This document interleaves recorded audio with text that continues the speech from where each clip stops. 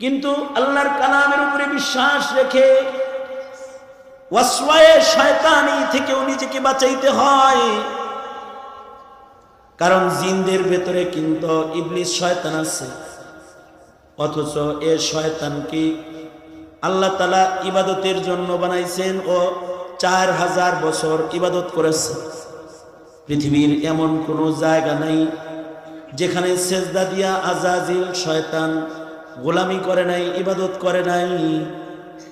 কিন্তু আল্লাহর হুকুমের নাফরমানি করে সে লানতের তক্তা গলায় দিয়ে মানুষের দুশ্মন হয়ে গেছে।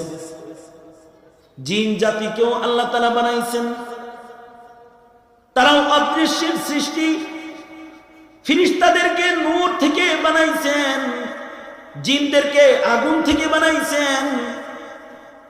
ফেরেশতারা আল্লাহর হুকুম ছাড়া আকৃতি ধরতে পারে না, কারণ লা ইয়াসুনাল্লাহ, আল্লাহর নাফরমানি তারা কখনোই করে না।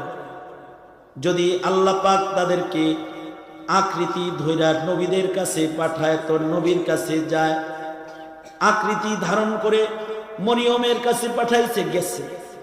আকৃতি ধারণ করে ইব্রাহিমের দস্তরখানে পাঠাইছে, গেছে। আকৃতি ধারণ করে লূত আলাইহিস সালামের এলাকায় পাঠাইছে, কোরআন কথা বলে, গেছে।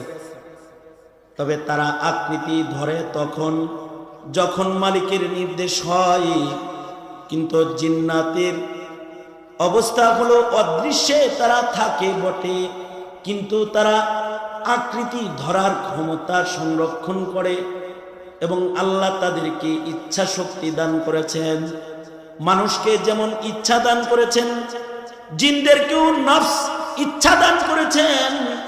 ফাআলহামাহা ফুজুরাহা ওয়া তাকওয়াহা, মানুষের ভেতরে যেমন গুনাহ ও ইবাদতের দুই শক্তি, জিনদের ভেতরেও গুনাহ ও ইবাদতের দুই শক্তি।